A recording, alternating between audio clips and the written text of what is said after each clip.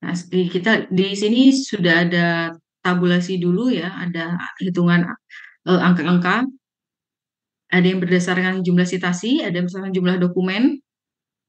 Nah, kalau berdasarkan jumlah dokumen kita lihat rankingnya, tinggal diklik saja nanti dia akan membuat menyusun dari yang terbesar ataupun dari yang terkecil. Nah, menyusun dari yang terbesar, kalau dari dokumennya itu ada Hidayat dan Hendra.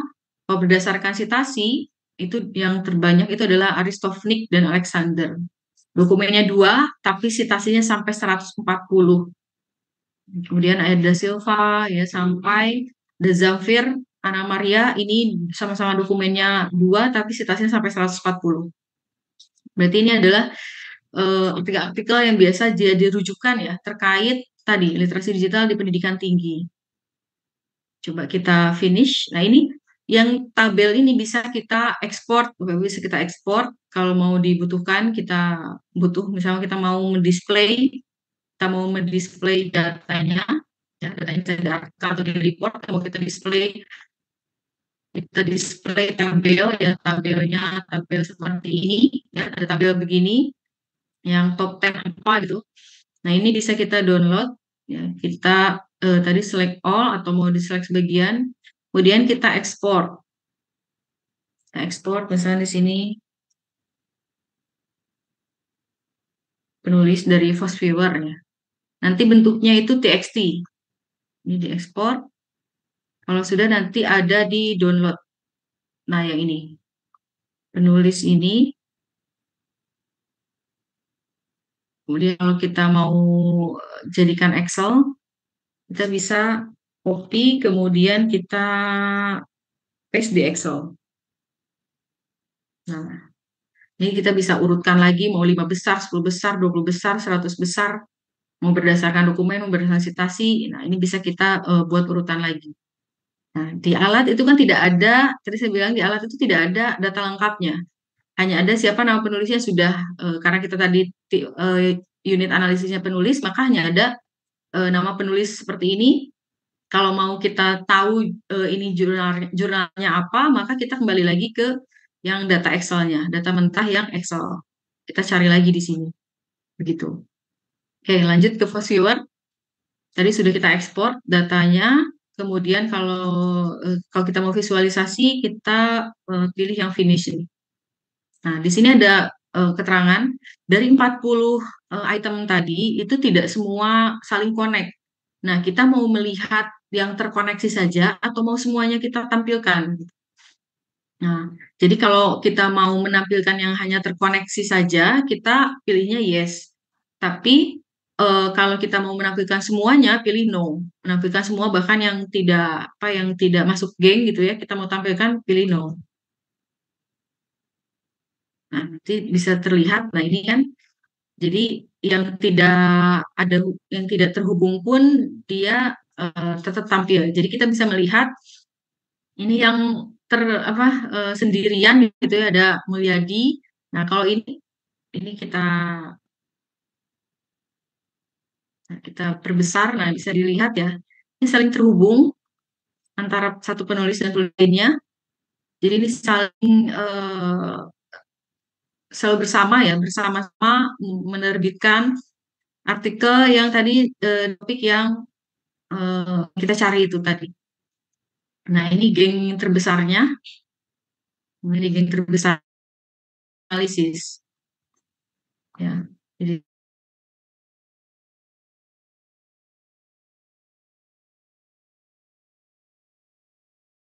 mengevaluasi penulis, mengevaluasi peneliti dari sini, gitu. Jadi ini lihat mana yang terhubungnya. Nah, ini kita kalau kita mau menginterpretasikan ini lebih dalam ya, itu kita lihat, kemudian kita cek lagi, kita bisa analisis, kita cek lagi mereka ini dari negara mana, kemudian dari filiasinya apa. Nah, ceknya dari mana? Kita ambil dari data ininya tadi, dari data yang Excel-nya. Nanti ketika kita interpretasikan, kita masukkan gambar yang ini, kita ceritakan ya di sini tuh ini penulisnya rata-rata dari mana saja. Nah, kita untuk tahu penulis-penulis yang terhubung ini dari mana saja, dari afiliasi mana saja, itu kita harus melihat Excel-nya. Kita lihat Excel-nya, baru kita interpretasikan. Jadi bisa kita ceritakan, oh ini ternyata mereka satu afiliasi, atau satu negara, gitu. Begitu. Padahal Indonesia ya, harusnya ini tidak ada. Kenapa bisa terbawa ya? Apakah mereka meneliti di Indonesia? Kita cek lagi di sini, ke Excel-nya ini, gitu. Oke, ini dari ini ya, ini masih co-authorship. Ini masih co-authorship, ini masih kita melihat tentang penulis-penulis. Jadi kalau kita mau mencari kolaborator, mau mencari kira-kira siapa sih penulis yang itu aktif mempublikasikan mengenai topik suatu topik. Nah, ini pakai tadi teknik co-authorship. Jadi kalau overlay melihat ini ya periodiknya. Ini kalau semakin tua warnanya berarti sudah semakin gelap warnanya, itu berarti sudah lama. Walaupun lama di sini juga masih 2023 ya. Nah, kalau semakin terang itu berarti masih baru-baru munculnya. Nah, kalau density dari yang paling terang di sini berarti yang paling sering muncul ya. Sebetulnya tidak jauh berbeda dengan yang network visualisasi network ini. Nah, ini kalau mau kita pakai visualisasinya bisa kita screenshot di sini. Kalau kita mau pakai screenshot semuanya, kita berarti pakai screenshot itu, kemudian bisa kita tuliskan nama filenya sesuai dengan kebutuhan Bapak Ibu semuanya. Atau mau kita screenshot tertentu saja, kita perbesar, kemudian kita screenshot manual. Bisa pakai screenshot manual, print screen, atau apapun yang ada di Bapak Ibu. Nah, kalau kita butuh ini, kita screenshot saja ini. Ya, jadi kalau visual yang mau diambilnya tergantung ya apa yang dibutuhkan oleh Bapak Ibu. Kalau mau di-save dulu, kita bisa save dulu. Kita simpan, kemudian ya kita simpan namanya.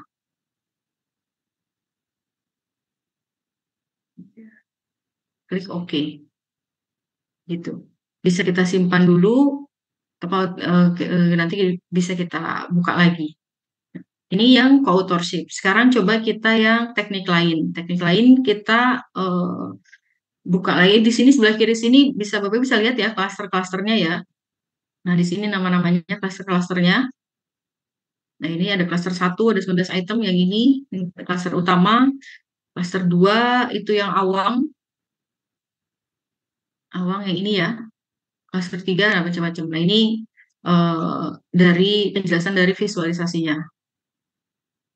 Bapak Ibu bisa download visualnya, kemudian diinterpretasikan. Ini untuk co-authorship. Sekali lagi, ini untuk teknik yang co-authorship. Sekarang kita masuk ke coba teknik yang kedua. Berikutnya kita create lagi, masuk lagi yang tadi, yang kedua ya, read data from bibliometric database. Pilih yang database Scopus yang tadi sudah di clean, kemudian pilih lagi next. Nah, tadi sudah yang pertama, yang co-authorship ini kita juga bisa lihat dari organisasi atau negaranya sama ya. Kalau organisasi itu dari afiliasi atau lembaga organisasi penelitian. Nah, bisa kita lihat, coba kita cek ya.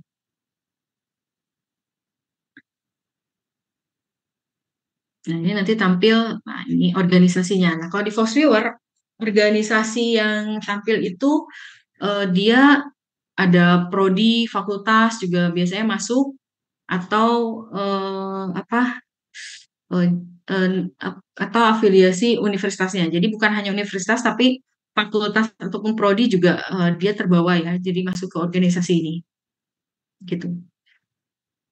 Ini harusnya karena ini kita hanya Indonesia, tidak perlu.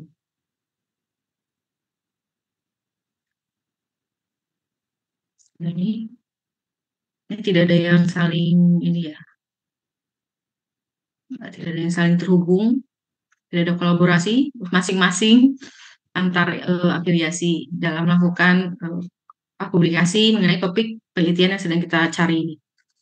Ini kalau co-authorship-nya berdasarkan afiliasi atau institusi. Sekarang coba yang berikutnya lagi. yang co-occurrence ya, co-occurrence yang ini kita mau melihat tren dari topik penelitian kita. Nah, kita pilih yang co-occurrence. Nah, unit analisisnya pilih yang author keywords. Ya, kalau in the keywords itu kan keywords yang diberikan oleh publisher atau jurnal yang mempublikasikannya. Kita pilih yang author keywords, pilih yang full counting. Kemudian kita tidak melakukan pembersihan manual ya, jadi tidak perlu masuk thesaurus ini. Kita pembersihannya tadi pakai Open Refine yang sudah dimasukkan filenya. Nah, kalau sudah kita pilih yang author keywords, kita pilih next. Nah, ini pemilihan threshold ini Bapak Ibu juga kembali ke penelitian yang Bapak Ibu lakukan, ke skupnya ya, bergantung pada skupnya atau pada tujuan penelitian yang Bapak Ibu inginkan. Kalau memang kita betul-betul mau fokus pada artikel-artikel yang kita mau fokus pada topik-topik yang paling dominan, maka kita bisa besarkan jumlahnya. Tapi kalau kita mau lihat nih, melihat sebarannya, sebaran trennya, kemudian dengan dataset kita yang ini datasetnya kan 100 sampai 200 ya, di atas 100 tapi kurang dari 200, kurang dari 500. Kemudian di sini saya regionnya satu negara ya, hanya satu negara. Maka bisa diambil sekitar 2 sampai 3. Nah, ini kalau di sini bisa lihat ya, kalau kita ubah-ubah angka di sini kan akan berubah angka-angka di ininya ya, angka-angka di berapa dataset yang bertemu dengan nilai threshold ini. Nah, jadi occurrence ini jadi kalau 3 ini artinya berapa kali minimal disebutkan, berapa kali minimal disebutkan si keyword tersebut. Nah, ini saya mengambilnya yang 3 karena tadi pertimbangannya datasetnya 130, mengambil satu negara, skupnya ya satu wilayah, negara Indonesia, kemudian bidangnya juga sudah mapan dan saya tujuannya ingin melihat sebaran tren dari topik yang saya cari. Nah, jadi 38 yang bertemu di threshold ini sudah cukup untuk melihat sebaran. Kalau terlalu banyak juga nanti, misalkan hanya satu ya, kita coba satu dengan 355 itu terlalu banyak, kita akan kesulitan melihat sebarannya, melihat clusteringnya. Nah, jadi angka thresholdnya kita tentukan berdasarkan dari penelitian kita. Jadi kalau dari karakter dari penelitian yang saya lakukan itu ada di angka 2 sampai 3. Sedangnya sih di 3. Kita lihat, kemudian pilih next. Next lagi. Nah, di sini ada keyword-keyword yang munculnya minimum 3 kali ya, minimum 3 kali. Maksimumnya berarti sampai 75 kali. Dan total strangling ini jumlah dia berapa kali, berapa titik ya, terhubung dengan berapa titik. Kalau sudah kita ini juga bisa sama ya, bisa diekspor Bapak Ibu kalau memang dibutuhkan. Tapi kalau tidak perlu. Nah, kalau sudah kita pilih, kita finish. Nanti muncul visualisasi untuk network visualization-nya begini. Nah, ini kalau kita lihat di items-nya ini ada berapa? Ada 10 cluster kalau bersama cluster yang kecil ini ya, critical thinking. Tapi kalau cluster besarnya itu ada 7 ya, ada 7 cluster besar. Ada 7 cluster besar. Di sini karena hasil jerih payah kita membersihkan data ya sebelumnya menggunakan Open Refine, akhirnya keyword seperti digital capabilities, digital skills itu tidak menjadi cluster yang terpisah. Karena tadi sudah saya gabungkan, saya merger menjadi keyword digital literasi. Nah, jadi nanti tidak akan bias. Ya nanti kalau tidak digabungkan kan nanti pasti tuh ada cluster yang digital ability, digital skills, digital capability. Wah, itu kan akan membuat bias ini ya, akan membuat bias interpretasi peneliti. Itu kalau sudah seperti ini kan bisa kita kelompokkan ya berdasarkan clustering ini kita beri label. Nah, ini sesuai dengan teori yang di bidang ilmu Bapak Ibu sekalian, kita bisa beri label setiap klasternya, kemudian kita bisa interpretasikan. Nah, kalau klaster yang jadi ada di beberapa referensi dinyatakan bahwa klaster yang baik itu yang bisa kita baca dengan maksimal, dengan optimal itu di maksimum di 10 klaster. gitu. Jadi 10 klaster kita bisa analisisnya dengan baik. Jadi kalau bisa dibuat dijaga clusteringnya itu ya maksimal 10.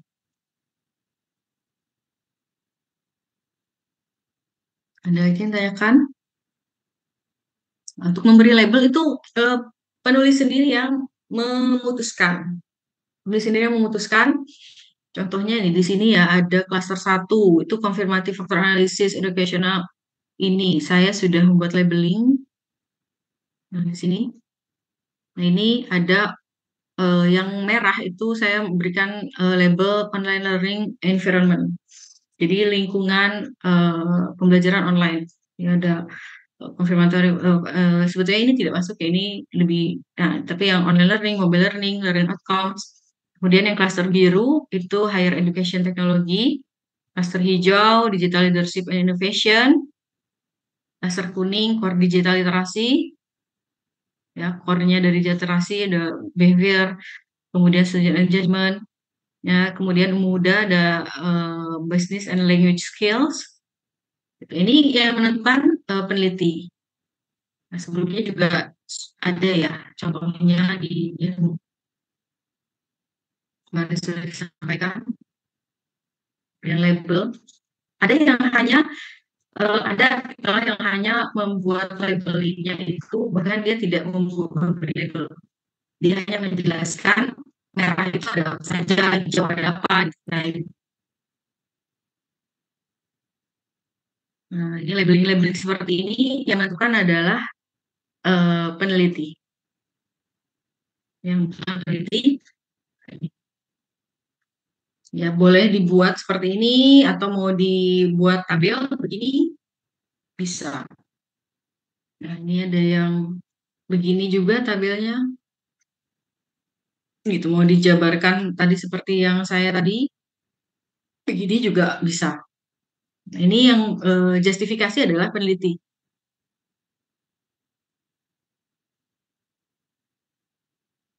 Nah, di sini kita bisa mencari gap research ya Bapak Ibu. Di co-occurrence ini kita bisa coba mencari gap research dari visualisasi co-occurrence ya. Yang pertama, eh, di visualisasi ini tentunya setiap gambar ini kan memiliki makna ya. Yang bulat-bulat ini biasanya disebut notes ya, notes. Kemudian di sini ada link. Nah, semakin besar notes-nya, berarti kan dia semakin sering sering diulang ya, sering muncul keyword tersebut. Semakin kecil ya dia semakin jarang disebutkan keywordnya.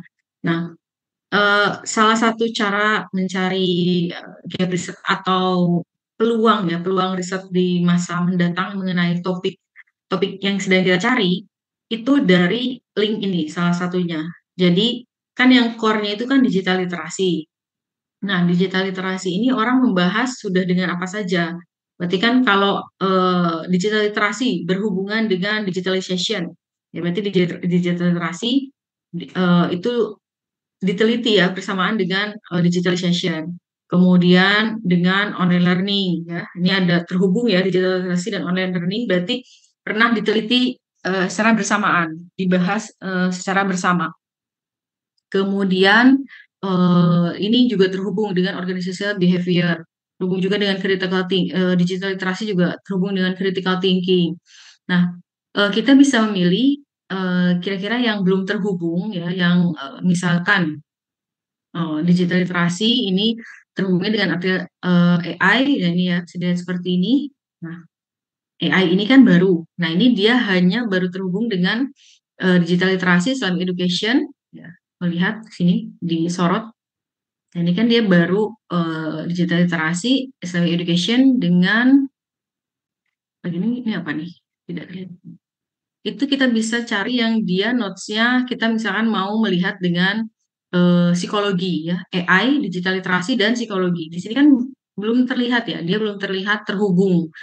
AI, psikologi dan digital literasi itu belum terhubung. Nah, kita bisa tambahkan di penelitian yang kita akan lakukan, kita melihat penggunaan AI ya dalam rangka meningkatkan digital literasi, tapi dari sisi psikologinya. Kita tambahkan sisi psikologisnya. Kita tambahkan pembahasan psikologisnya, misalkan dari apa? dari motivasi diri misalnya gitu ya, itu kan dari sisi psikologisnya. Nah, bisa kita tambahkan karena belum terhubung antara AI, digital literasi, dan educational psikologi. Ini kan ada educational psikologi di sini ya. Nah, educational psikologi dan digital literasi sudah pernah terhubung, tapi yang antara AI, digital literasi, dan educational psikologi belum belum pernah ada. Nah, itu juga bisa jadi bahan riset yang baru seperti itu. Kalau kita melihat dari link ya, dari linknya, apalagi di sini AI masih ini ya kecil notesnya, berarti masih jarang disebutkan dalam penelitian yang berhubungan dengan digital literasi. Padahal sekarang AI sedang marak gitu ya. Dan tentu saja penggunaan AI sangat membutuhkan digital literasi. Nah, coba yang hubungkan dengan apa lagi? Misalnya dengan psikologi, bisa juga berhubungan dengan apa? Polosai ya, dengan aturan. Di sini kan belum ada ya, belum ada yang membahas digital literasi AI dengan aturan polosai gitu ya. Karena sebelumnya kemarin sempat ada kan kejadian, bukan ada kejadian sempat trending ya AI generatif yang membuat foto kita menjadi ala Ghibli. Nah, itu kan ada pro kontra ya. Dari pihak seniman itu ada kontra karena dianggap bahwa oh, itu melanggar hak cipta. Karena kan Ghibli itu udah punya hak ciptanya sendiri. Tapi kalau dari pengguna tidak, ini kan saya pakai foto saya pribadi dan saya gunakan AI. Yang jelas AI itu sudah ada regulasinya. Itu terjadi perdebatan yang lumayan ya di sosial media terkait foto yang diubah, foto kita yang diubah menjadi mode Ghibli itu. Nah, itu kan di sini terlihat ya, kalau kita sorot begini, ini belum, ini kita bisa screenshot ya Bapak Ibu kalau misalkan, nah kita screenshot di sini. Nah, di sini bisa terlihat bahwa AI digital literasi itu belum banyak terhubung dengan topik-topik lainnya. Jadi masih sangat bisa kita gali lebih dalam lagi ya, kita teliti lebih lanjut gitu terkait AI digitalisasi AI dengan topik-topik lainnya. Nah, setelah tadi kita melihat dari link dari keterhubungan ini, dari garis keterhubungan ini, kita juga bisa lihat dari overlay visualization-nya. Sudah dijelaskan tadi kalau semakin tua itu kan berarti semakin waktunya lampau ya, kalau warnanya semakin gelap. Nah, di sini kita lihat tadi kan saya mau melihat yang bagi saya tertarik itu kan topik digital literasi digabungkan dengan AI. Nah, kemudian saya sedang mencari lagi kira-kira digabungkan dengan apa lagi ya gitu kan, mau membahas apa lagi gitu. Nah, tadi saya tertarik, saya ingin membahas tentang regulasi atau policy gitu, aturan. Nah, di sini AI kan sudah jelas ya, topik AI ini kalau di topik penelitian digital literasi di pendidikan tinggi, ini masih warnanya masih sangat terang, kuning terang, cerah, berarti dia masih baru-baru ya. Jadi penelitian tentang AI yang dihubungkan dengan digital literasi, itu masih baru-baru di tahun 2024. Saya akan screenshot ini juga ya, overlay, ya, sebagai penguat bahwa eh, kajian ini, topik ini, ya topik tadi yang digital literasi itu belum banyak ya, belum banyak dilakukan penelitiannya.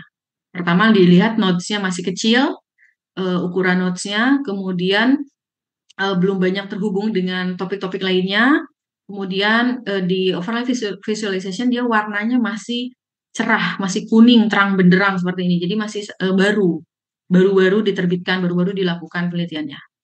Begitu. Itu dua cara melihat gap research-nya itu.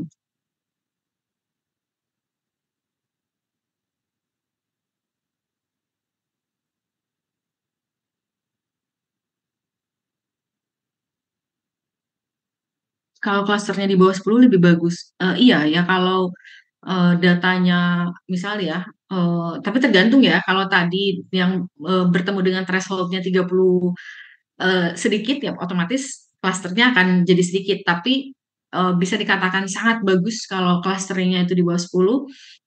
Kalau misalkan dataset kita besar, ya dataset kita besar, tadi seperti misalkan ada 500 lebih, terus kita berikan threshold tadi 5, tapi tetap klaster kita di bawah 10, berarti kan itu dataset kita betul-betul sangat terfokus, bagus gitu. Kita nanti mudah untuk interpretasikannya. Apakah analisis klaster harus dijelaskan semuanya atau hanya variabel yang kita teliti saja? Mau semuanya boleh, tergantung penelitian yang Bapak Ibu lakukan seperti apa.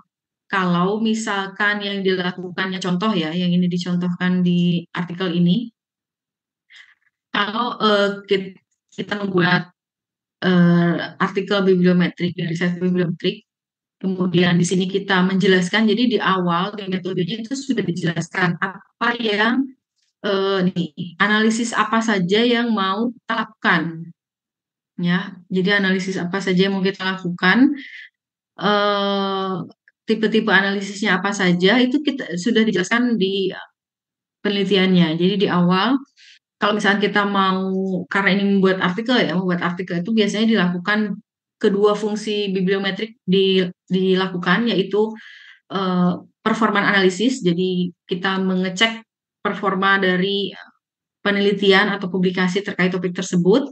Kemudian fungsi yang kedua itu terkait science mapping juga dilakukan. Nah, untuk apa yang kita tampilkan dari displaynya itu kembali lagi ke pilihan penulisnya. Nah, kita mau ngikutin contoh yang sudah ada atau mau kita memilih sendiri ya displaynya. Nah, seperti ini display network analisisnya. Yang penulis ini pilih itu pertama itu visualisasi dari bibliografi coupling. Kemudian citation journals dari jurnal, jadi dari jurnal-jurnalnya, bukan artikelnya ya, tapi dari jurnal-jurnalnya.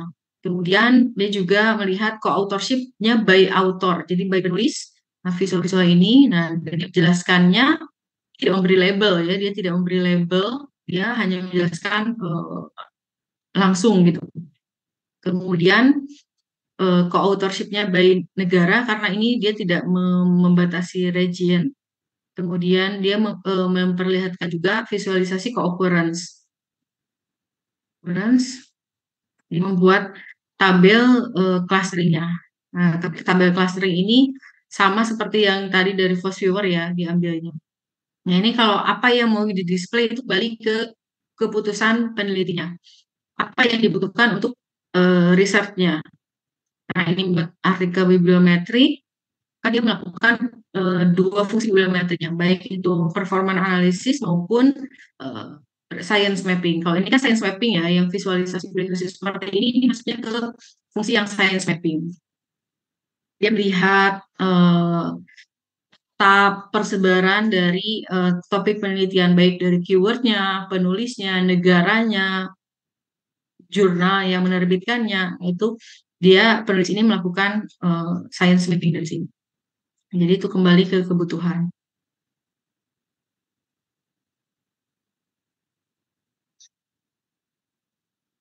Bagaimana cara mengambil visualisasi kalau kita hanya menggunakan variabel tertentu yang terhubung? Jadi bisa kita sorot mau yang mana saja, saya sorot mau yang ini, kemudian bisa kita screenshot. Kalau mengambil dari gambar yang ini ya, mengambil dari hasil visualisasi ini. Kalau misalnya kita online learning saja, kita sorot yang klasternya, kemudian kita screenshot. Oke, ada lagi pertanyaan lainnya? Ya, ini co-occurrence tadi kalau kita mau memfungsikannya untuk kalau science mapping di artikel tadi ini ya bisa dicontohkan, bisa dilihat contohnya displaynya apa saja. Ini terserah Bapak Ibu mau memasukkan apa. Tapi kalau tadi untuk mencari peluang penelitian baru atau gap research, kita melihat gap research di sini tadi ya dari contohnya dari kalau tadi kan peluang ya, tadi mencari peluang ya AI digitalisi kemudian belum terhubung dengan apa. Nah, kalau gap research-nya ini dari di sini kan temanya adalah digital literasi di pendidikan tinggi. Nah, dari teori-teori dari kajian pustaka yang sudah kita lakukan, tadi kan saya sampaikan bahwa oh hasil kajian pustaka saya, hasil studi literatur saya, hasil kajian teori saya, seharusnya digital literasi kemudian di pendidikan tinggi itu harusnya juga ada tadi tentang peraturan, tentang policy, tentang regulasi.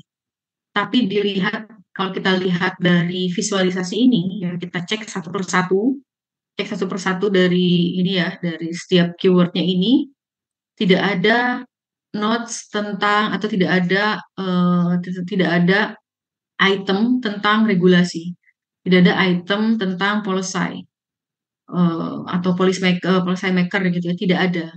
Jadi kalau penelitian kita, misalnya memang saya meneliti tentang regulasi, tentang aturan mengenai penggunaan AI, yang itu berhubungan juga dengan digital literasi dari mahasiswa.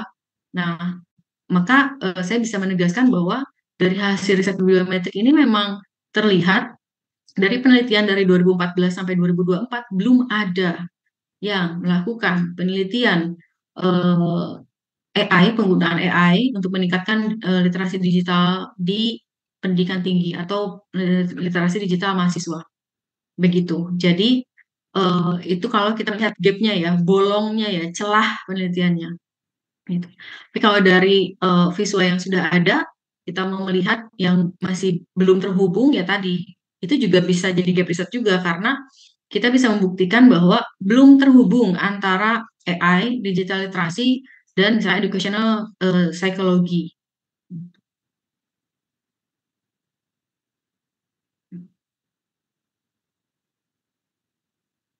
Ya, kalau di screenshot manual memang tidak ada logo fast viewer-nya. Kalau mau ada logo fast viewer-nya memang harus pakai screenshot yang ini. Tapi kan kalau kita butuh yang parsial begini, screenshot manual, kita bisa buktikan kalau mau membuktikan ini dari fast viewer, tinggal kita screenshotnya lebih luas. Gitu. Oke, itu ya untuk gap research-nya. Tadi kita menggunakan teknik analisis co-occurrence ya. Kalau kita mau melihat tadi gap research atau kita melihat science mapping, fungsi science mapping di riset bibliometrik adalah dengan co-occurrence. Oke, kita lihat cek teknik yang lainnya. Lihat lagi. Nah, ini citation ya. Citation seperti sama juga nanti fungsinya kita mau melihat unitnya by dokumen, by source. Source itu jurnal yang menerbitkannya, atau penulisnya, atau organisasinya, atau negaranya. Nah, nanti mirip, proses kerjanya sama. Ya. Contohnya dari source ya, dari sumber jurnal yang menerbitkannya. Nah, kita bisa next, thresholdnya 3. Satu ya, jadi jurnal itu minimal 3 kali menerbitkan artikel terkait topik yang sedang kita teliti, yang disitasi 1 kali. Ada 9 yang bertemu di threshold. Nah, ini kalau berdasarkan jurnal ya yang menerbitkan artikel terkait topik yang sedang kita teliti dari citasinya. Terus kita bisa coba semua masing-masing berdasarkan penulis. Ini juga sama seperti yang tadi ya. Nah, ini penulis, kemudian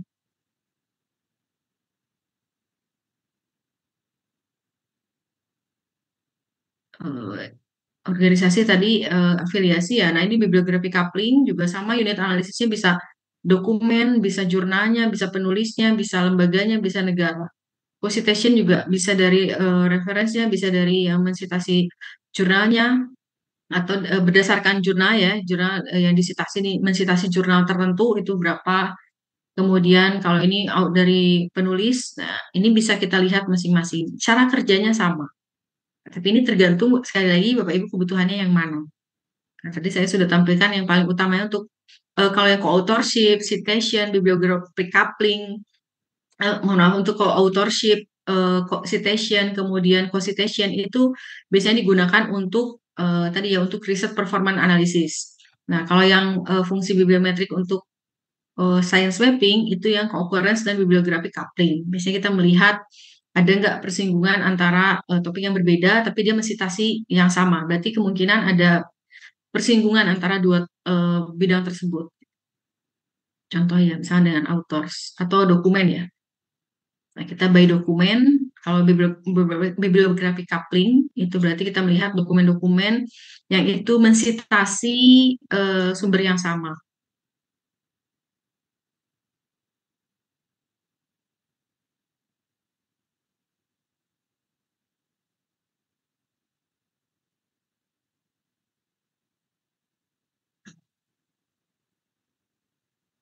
Ini yang ada dari Rusia ya, sebenarnya ini ada salah, datanya tidak bersih. dan yang lolos ini harusnya Indonesia semua, beda yang Rusianya. Nah, itu beberapa coupling, bisa juga kalau by dokumen ya, kalau by dokumen. Hmm. Jadi bisa Bapak Ibu coba masing-masing.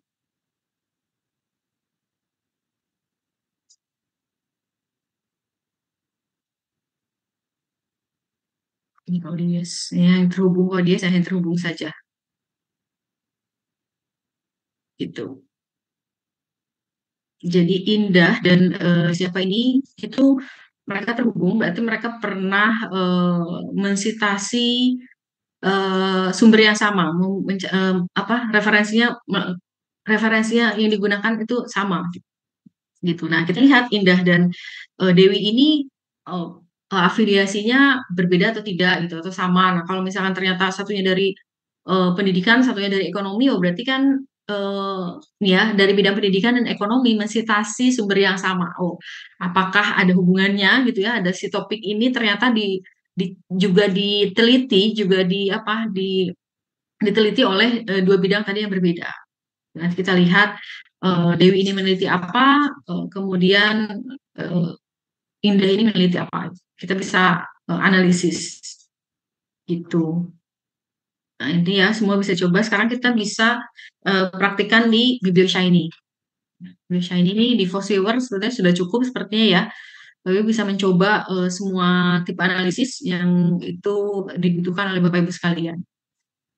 Jadi kalau kita lihatnya contohnya dari artikel ini ya kita tadi ya korupsi.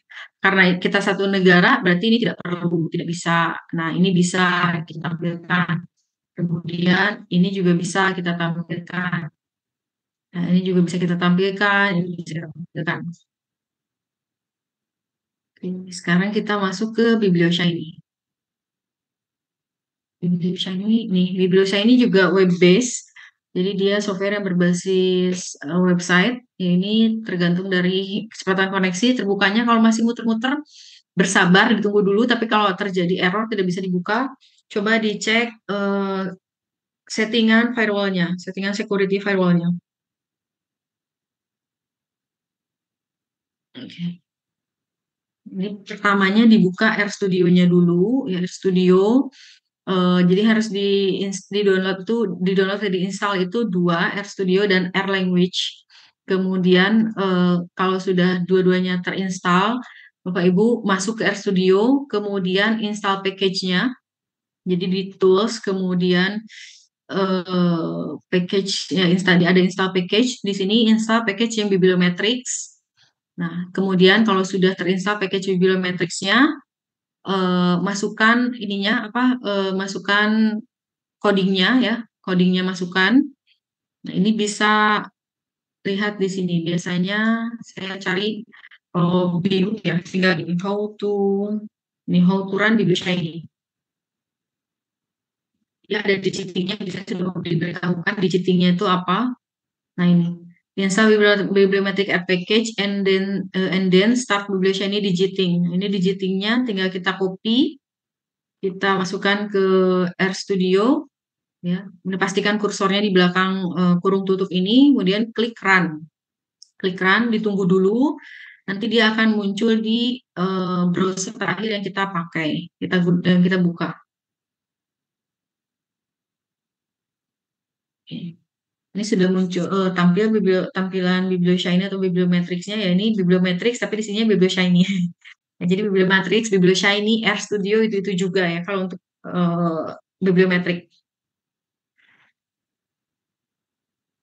Ini sudah tampil begini, kemudian pilih yang menu data, pilih import atau load, kemudian sebelah kanan pilih ini yang import raw files, raw, kemudian pilih database-nya, kita berasal dari mana ngambil datanya, kita pilih yang Scopus, ini biarkan saja, kita cari datanya, nah, yang sudah dibersihkan ya yang kemarin. Nah ini,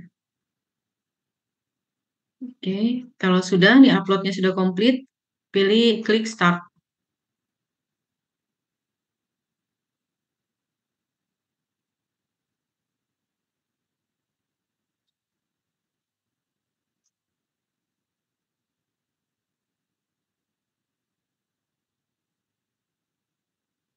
Ya, sudah tampil begini.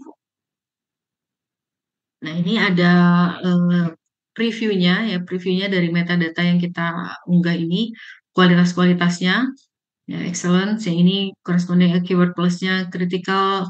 Nah, yang kita lihat ini aman datanya karena yang corresponding author keyword plus ini kita tidak gunakan, ya, yang ini tidak kita gunakan, jadi yang sampai keywords ini sudah oke, baik, jadi datanya sudah aman.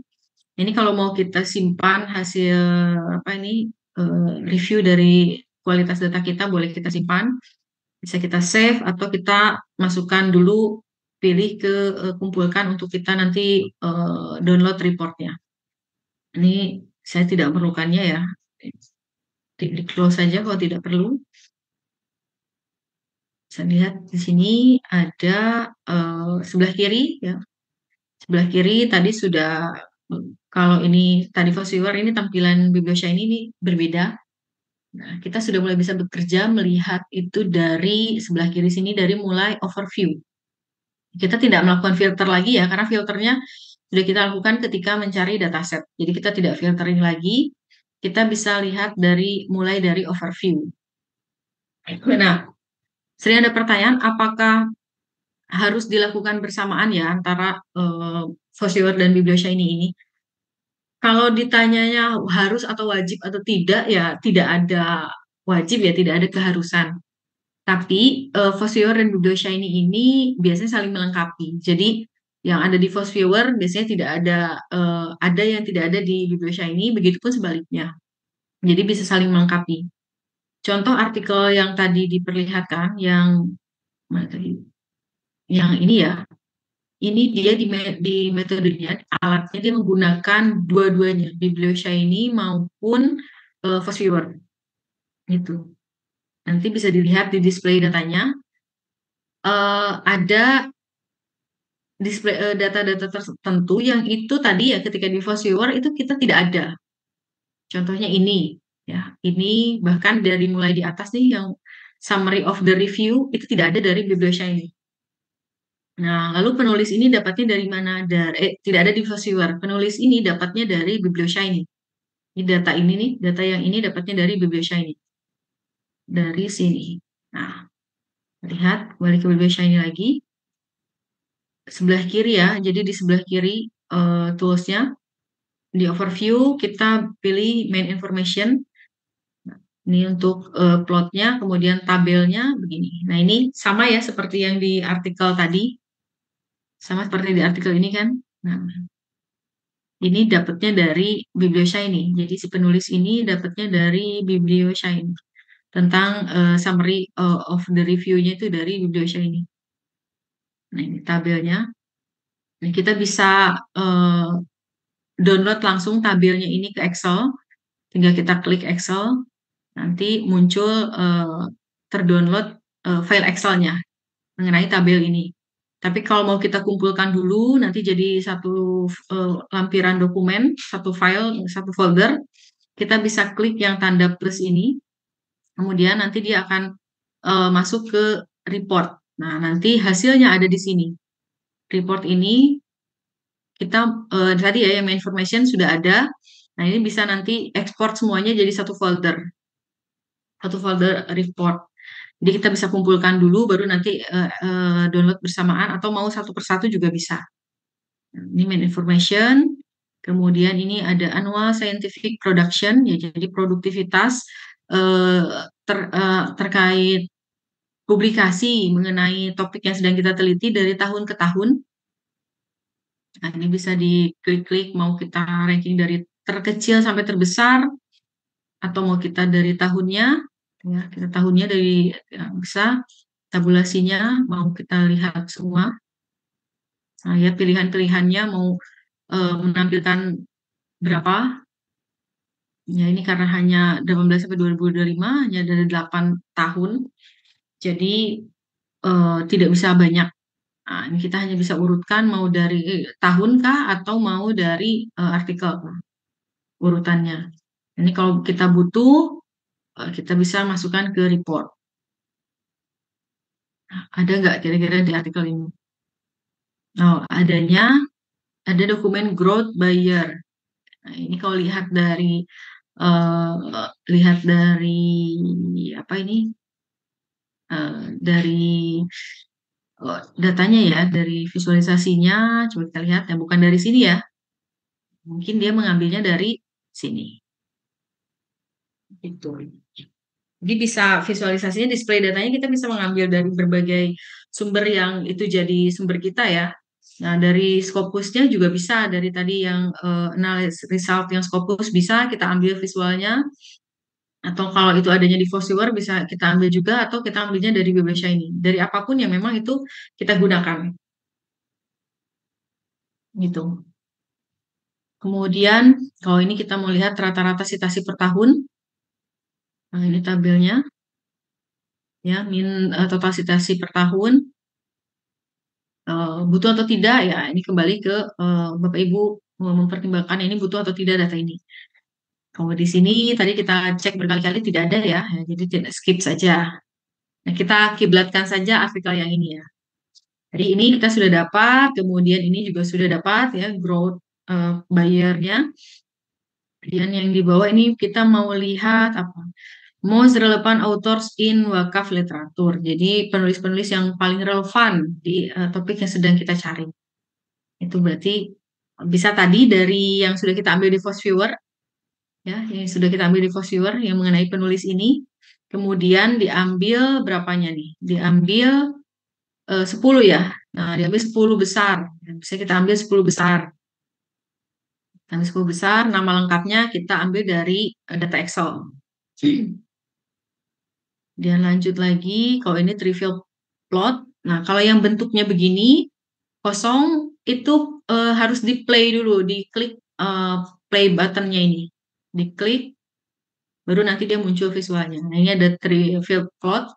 Jadi di sini, kalau bingung CRAUDE itu apa, pilih yang ada option di sini, menu option.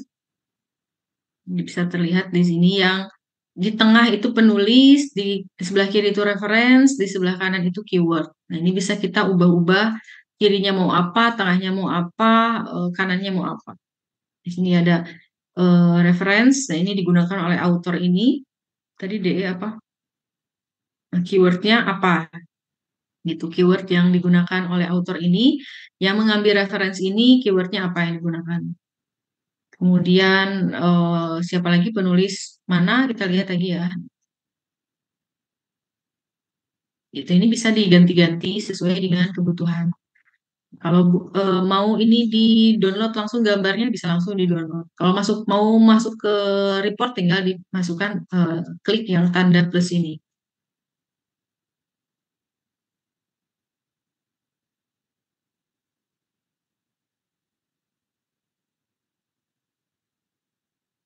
Oke. Ini masuk ke ini ya, masuk ke report. Kemudian tadi ada pertanyaan nih, sambil jawab pertanyaan. Membuat top 5 jurnal dan author yang paling banyak disitasi. Kita nanti cari ke nih penulis. Nah, jurnal lu ya, ini trivial plot sudah.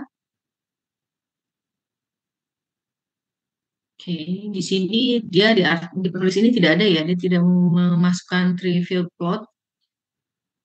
Nah, ini cara bacanya kita lihat dari ininya, sebelah kiri, tengah, kemudian kanannya apa?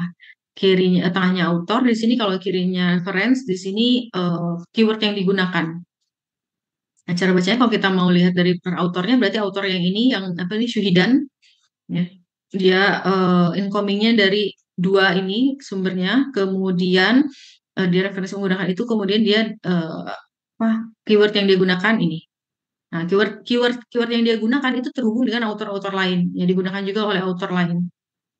Boleh ini bisa dianalisis, ya bisa ya tadi seperti visualisasi di Posiwer tadi.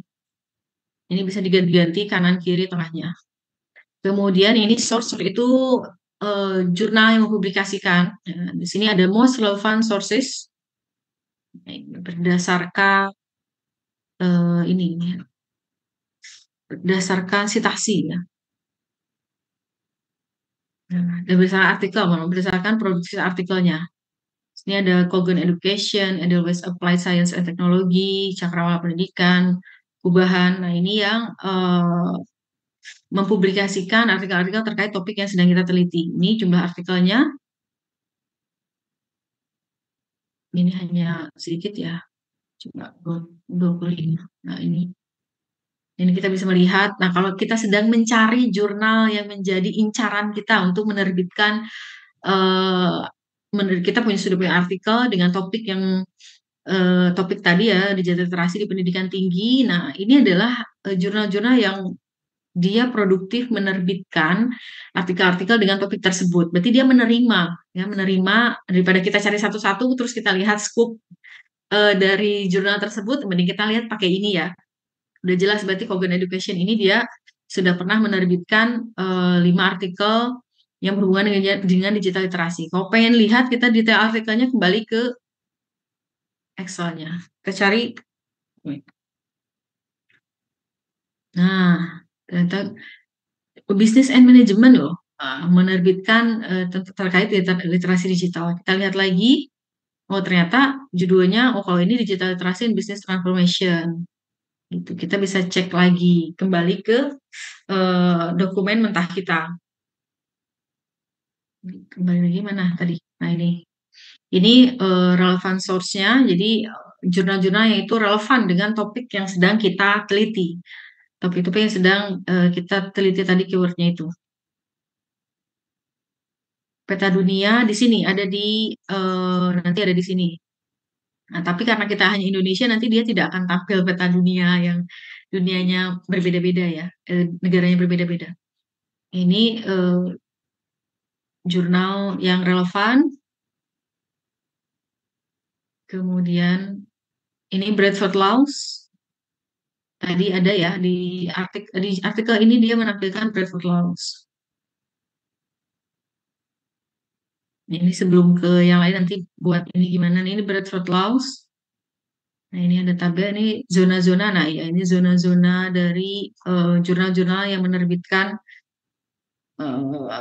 artikel terkait topik yang sedang kita bahas. Nah, ini ada rankingannya. Nah, ini zona 1 itu berarti dia betul-betul fokus ya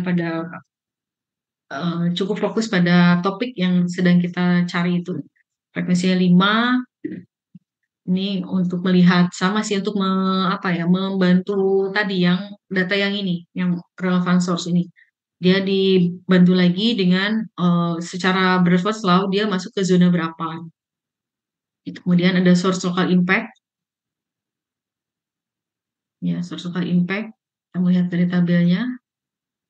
Ini ada kita lihat H index, G index, M index, total citasinya, berapa per publikasinya ya, total publikasinya, kapan publikasinya dimulai di jurnal tersebut. Nah, ini juga untuk mendukung tadi most relevant source tadi. Ini sebagai data pendukungnya. Nah, ini biasanya juga digunakan, ada di sini. Nah, ini ada. Ini authors impact tapi ya di sini ini top 10 most locally globally ini reference. Kalau ini reference, kalau ini authors. Berarti kalau ini tidak digunakan. Gitu. Kemudian yang ini production overtime, jadi selama waktunya ya produktivitasnya, jurnal-jurnalnya, ini boleh Excel-nya ini sudah ada angka-angkanya ini ya. Kemudian bisa kita masukkan ke laporan atau tidak. Ini banyak sekali memang, jadi tidak harus semuanya. Enaknya kalau kita lihat ada jurnal contoh itu ada guidance-nya ya, sudah ada panduannya, oh ada mau display data apa, data apa gitu. Karena kalau kita lihat satu persatu ini banyak sekali dan tidak semuanya dibutuhkan. Jadi biasanya ya yang paling utamanya tuh yang ini, yang pertama ya Musloki. Nah, yang bawah-bawahnya itu sebagai pendukungnya. Kemudian ini source-nya atau jurnal yang mempublikasikannya, kemudian yang ini penulisnya. Yang bawah penulis, authors berarti penulis, mulai dari most relevant authors. Kita pilih, kemudian kita klik play ke tabelnya. Nah, ini artikelnya, dari jumlah artikel ya, dari jumlah artikel. Nah, kalau kita lihat dari jumlah artikel, coba kita lihat di sini. Di artikel ini dia bukan productivity tapi impact. Berarti kalau impact itu lihatnya dari citasi. Lihatnya dari citasi. Berarti bukan yang dokumennya.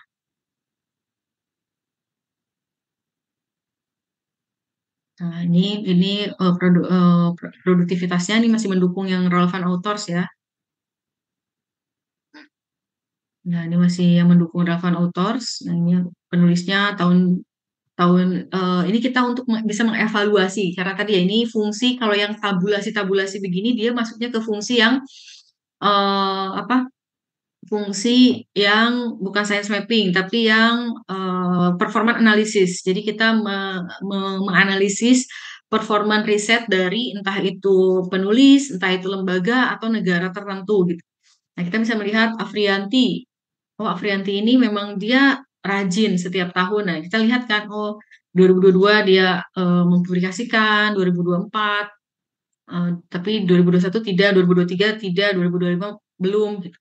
Nah, yang Aristovnik ini 2021, kemudian kosong, tahun-tahun berikutnya terbit lagi 2025. Ini untuk melihat produktivitas dari konsistensi produktivitas dari penulisnya gitu. Ini kalau ini sebenarnya total citasi ya, total citasi per tahun. Hmm. Kita mau pakai ini bisa, tidak dibutuhkan juga tidak usah kita gunakan. Ini Lodkas Law ya. Dokumennya, nah ini proporsinya berapa sekian persen. Kemudian tidak perlu semuanya, walaupun ini terlihat keren ya ada law-lawnya ya tidak usah. Memang tidak kita gunakan untuk analisis kita. Kemudian ini author local impact. Ini tabulasinya. Nah, ini kalau tadi kan di production ini kan setiap nama itu dipecah per tahunnya ya. Nah, tapi kalau di local impact ini dia satu setiap penulis. Nah, ini yang tadi terlihat di artikel ada ya yang H index, B index, M index, total citasi. Nah, ini ada. Nah, ini kalau kita mau mengikuti artikel ini berarti kan ini kita butuhkan kita masukkan ke dalam report. Gitu. Sambil saya buka. Oke, ada lagi. Nah, itu penulis ya tentang penulis, kemudian ini afiliasi, ya ini most relevant affiliation, berarti afiliasi-afiliasi yang paling relevan dengan topik yang kita cari. Nah, ini dilihat ini UNY ya, Universitas Negeri Yogyakarta yang 23 kali menerbitkan artikel yang terkait dengan digital literasi dan higher education. Kalau mau kita lihat apa saja, kita lihat di sini. Balik lagi ke Excel-nya. Kita bisa cari di sini. Ya, jadi kita bisa lihat apa saja, nah ini apa saja naskah-naskahnya gitu ya, gitu. Karena ini kan ada dia gabung dengan kolaborasi juga dengan kampus lain. Kita lihat naskah-naskahnya apa saja, ini bisa dilihatnya di Excel-nya. Kalau kita mau display misalkan ya, ada apa saja gitu. Kemudian kalau ini production-nya, bagaimana per tahunnya, produktivitasnya, ya. Produktivitasnya ini mau di ranking juga bisa kalau yang tadi ya di ranking juga bisa mau kalau tidak butuh di rankingan tidak perlu. Kemudian kalau ini negara ini karena nah ini error karena kita hanya Indonesia ya. Kalau negara nah ini ya peta dunia tadi kalau banyak negara yang lebih dari satu negara, nah itu nanti akan muncul begitu. Ini untuk negara-negaranya. Kemudian karena kita tidak ada ya negara. Nah, ini dokumen. Nah, ini dokumen. Tadi ada pertanyaan gimana untuk memunculkan perankingan dokumen mana yang paling banyak disitasi, siapa penulisnya, jurnalnya, ya seperti di artikel ini kan. Ini kan tadi kita sudah dapat ya, kita sudah dapat. Yang ini belum. Kemudian yang ini ya, kita mau lihat dokumennya, top 10 cited global documents. Itu dari sini dokumen. Nah, ini most global cited documents. Ini kan di Foursquare tidak ada ya. Sumber tidak ada, ini adanya di Biblioshiny memang. Jadi kalau kita mau melihat dokumen-dokumen atau artikel yang itu paling banyak disitasi, yang paling berpengaruh, ya biasanya ada dibilangnya itu eh, artikel yang paling berimpact karena ini paling banyak disitasi. Nah, ini perankingannya nih kalau 10 besar, ini kan karena 10, ini 10 besar artikel yang paling banyak disitasi. Ini bisa kita copy dulu ke Excel-nya. Kalau kita lihat ya di artikel ini, dia itu menuliskannya penulis, kemudian judulnya, tahunnya, jurnal yang mempublikasikan, dan jumlah citasinya. Nah, di sini hanya ada papernya ya, papernya hanya ada penulisnya, ringkasan penulisnya, tahunnya, dan ada jurnal yang menerbitkannya, kemudian DOI, dan total citation, dan ada citasi per tahun. Nah, ada normalis total citasi. Tapi di sini yang kita butuhkan itu ada sampai judulnya ya, judulnya, kemudian nama penulisnya yang lengkap, jurnal yang mempublikasikannya, total citasinya. Nah, ini kita dapatkan, ini kita susun. Jadi kita ini download dulu. Nah, ini download dulu, downloadnya Excel. Download Excel. Nah, kemudian ini kita rapikan lagi. Ya, kalau mau menyusun yang seperti artikel ini,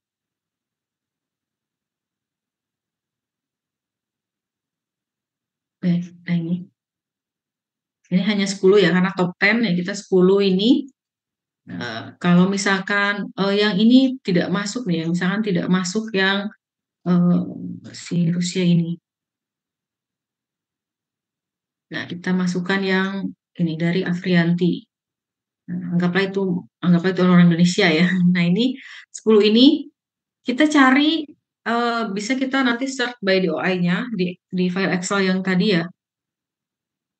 Nah, bisa by DOI-nya kira-kira ada nggak? Nah, ini ada. Nah, baru kita masukkan ya, kita susun seperti yang di artikel tersebut. Ini judul ya kan, title. Titlenya kita masukkan, ketika ada kita ini titlenya begitu. Jadi titlenya kemudian kita tuliskan juga penulisnya. Kita cari tadi di yang ini. Nah, penulisnya siapa ini? Nah, ini penulisnya. Oke. Nah, seperti itu. Kemudian kita copy kita susun di yang ini sampai bentuknya sama dengan yang artikel ini. Jadi kita bolak-balik hasil dari Biblioshiny, kemudian kembali ke data Excel-nya, kemudian kita susun sendiri ya. Tadi yang pertanyaan siapa tadi? Ya, seperti itu. Jadi gabungan ya antara alat gabungan beberapa alatnya, Fosviewer, Biblioshiny, dan juga Excel. Nah, kalau mau kita bandingkan dengan yang di data Fosviewer, bisa kita bandingkan. Di Fosviewer misalnya 10 penulis teratas itu ada siapa saja. Nah, bisa jadi sama, bisa jadi berbeda. Tapi biasanya sih sama. Gitu.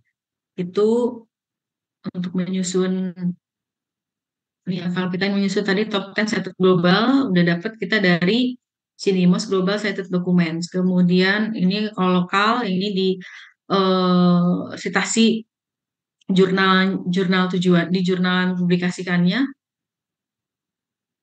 Ini belum di play ya. Kalau error yang ini ditunggu saja. Ini lokal, citasi lokal di jurnal yang mempublikasikannya. Nah, ini reference kita play. Yang reference ini untuk yang ini ya, yang tabel 5, top 10 most locally and globally cited reference. Nah, ini lokal, globalnya tadi kan ya. Kemudian bisa kita buat tabulasinya. Bisa kita buat seperti ini. Ya, ada oh ini ya, ini dari reference yang ini tadi global, kemudian lokalnya. Ini yang lokalnya. Nah, bisa digabungkan yang lokal dan yang lokal dan globalnya mana yang match gitu ya, yang ranking-annya sama 10 besar atau 5 besar. Nah, ini link ini bisa langsung masuk ke dokumennya Bapak Ibu. Yang linknya biru ini bisa langsung masuk ke Scholar-nya nih, ada Google Scholar. Nah, ini bisa masuk ke Scholar-nya. Hmm.